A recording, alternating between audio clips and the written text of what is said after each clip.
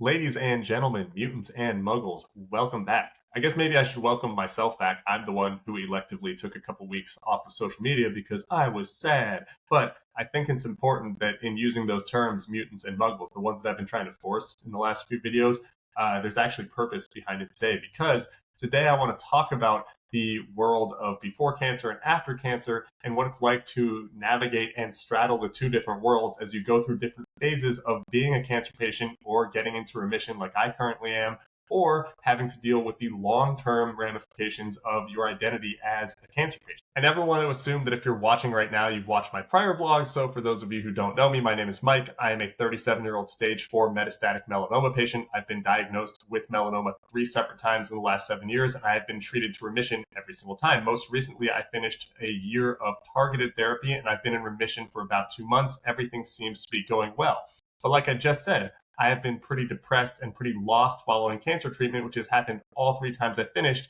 And it's 100% normal for myself or other cancer patients to feel like this post treatment, but it's still really confusing. And it kind of begs the bigger picture question: how do we reconcile the changes in our lives in terms of mental health as they relate to our physical health? Because that's really the predicate of what being a cancer patient is all about. That's really the scary part, is your physical health is so threatened by this disease that can come back at any time and has a history of being so deadly, not to mention the side effects from treatment and the identity portion of what it does to you.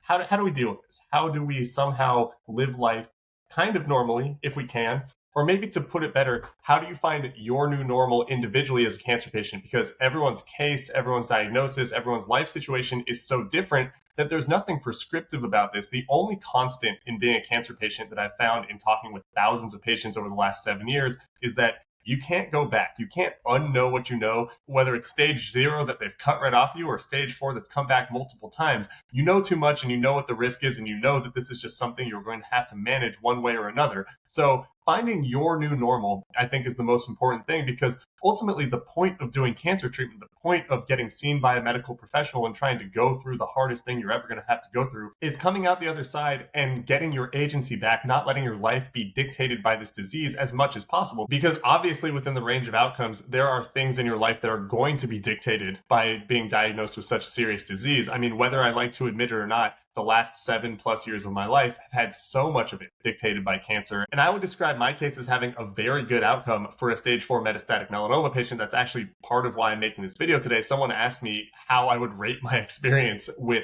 all of the treatment I've done, the 2 recurrences, the side effects that I've had, which, I mean, I've lost the use of my thyroid. I'm going to have to get my hip replaced. I have had autoimmune hepatitis. I've had colitis. I have had thyroiditis. I've had gastritis. I've had so many side effects with all of this stuff. I mean, I'm probably missing several in there.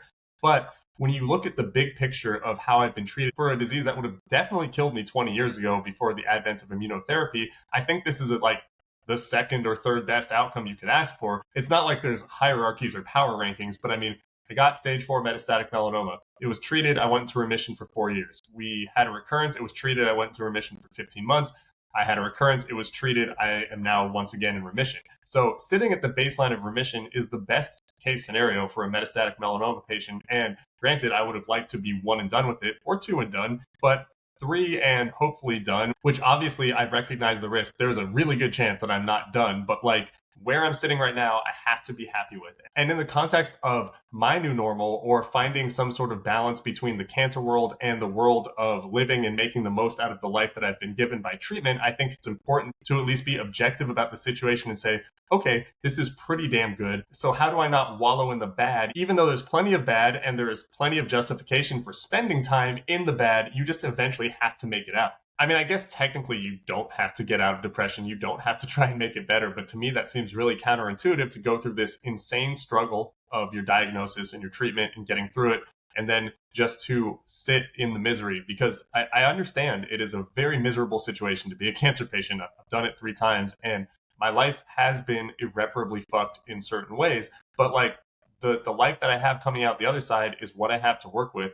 And I don't find that pouting about it has served me well, even though I've done it, and it is a natural progression in someone who has dealt with trauma, like going through cancer treatment. So I guess the follow-up to that is, how do you unfuck your mind? How do you get out of the depression? How do you get out of the misery, especially when it comes in these huge rolling waves that realistically I haven't been prepared for, even though I knew they were coming. I just spent the last 6 weeks being a pouty bitch because I can't tell you why, but it made complete sense for me. Like I said, I didn't post for the last few weeks because every time I sat down to record, every time I sat down to write, every time I looked at myself in the mirror, it felt bad. I had no drive. It felt like I was wasting this opportunity that I fought for, that I was given, that I lucked into, however you want to phrase it. And the reality is there's no rush for me. There's nothing that I'm wasting. I have been given, I've been afforded, I have been lucky enough to get this opportunity, but the opportunity that I was given is just being alive.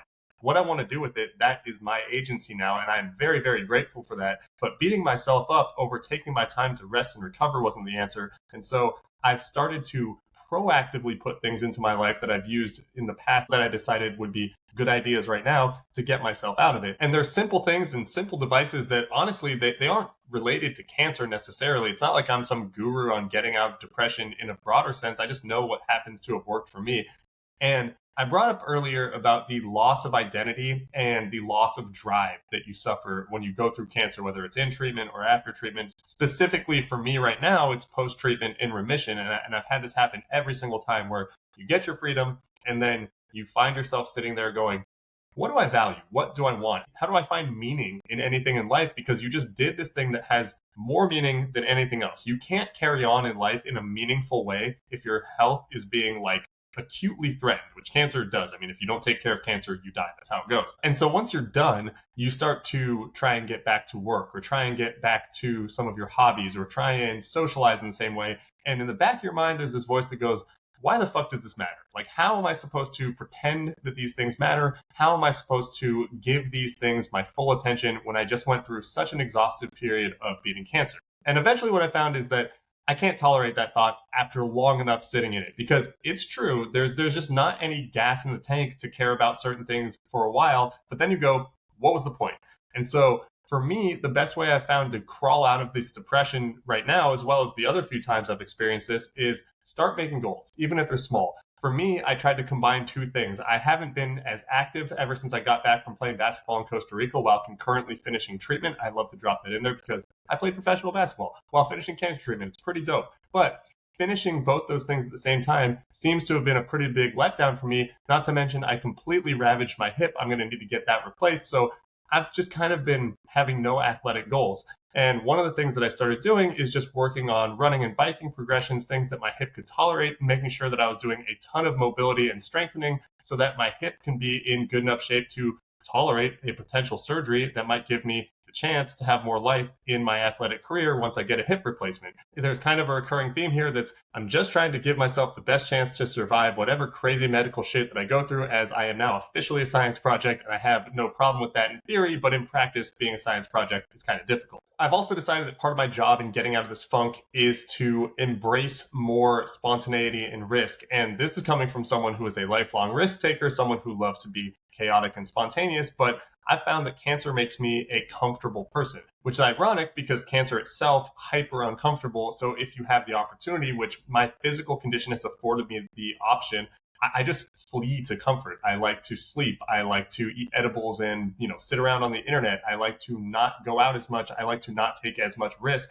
when I'm dealing with cancer. And that makes a lot of sense. It's not like this is an indictment of the way that I've approached it, but comfort is addicting. So when you get stuck in comfort land, coming out of it means you have to do jarring things. So one of the things that I did, I'm going to say this out loud right now, because again, I have to do this if I'm going to get myself out of comfort land, is I'm getting a nonprofit up and running. I've been saying this for 2 years straight following my first recurrence. That was my mission once I got healthy 2 years ago. It turns out that my efforts were thwarted in the middle of the actual startup of the organization because, I kind of got cancer again. So I put that on hold until I was done with treatment this time. And now I have to get the organization to a point of function. I already have most of the structure set up, but the big leap that I took was just starting to interview employees so that I have accountability to myself and them, and it's costing me money if I don't actually deal with this and getting it up and running. So I have now said that out loud on the internet. Y'all know where I'm at. Hold me accountable for that in the future. And that notion of you holding me accountable is actually very important, because expressing myself via this vlog or on Twitter or wherever else that I like to talk about being a cancer patient and get feedback from other people, that is a form of community. That is an active choice that I'm making to either create or participate in a community that I value a lot. And in my last video before this, I said, I know that this is going to take time. When I get back to being happy, one of the variables that is included in this equation of whatever it is that gets me to have more drive, that gets me to feel more alive and like I'm actually taking advantage of the opportunity that I've been afforded, is just time. Sometimes you need it. And it turns out, yeah, no shit, that when you're depressed, time is one of the most important coefficients. But when I said that, the amount of people who reached out to me and said, hey, I think it's important that you respect that. I think it's important that you take time off. I mean, the amount of people in real life and on the internet who, when I tried to relate my struggles, said, just take your time. You don't owe us anything. You need to be accountable to yourself first and then these communities later. And to me, that's a marker of good community. And so thank you to everyone who helped me along the way.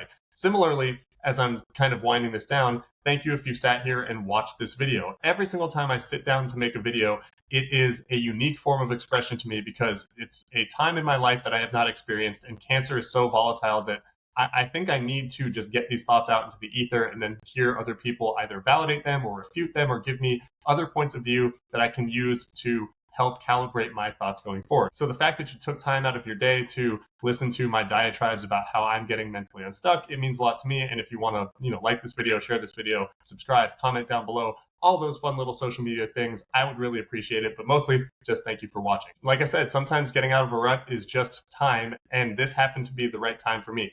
Thanks for being here this time. I'll look forward to seeing you next time, and I appreciate you. Have a good day. Bye.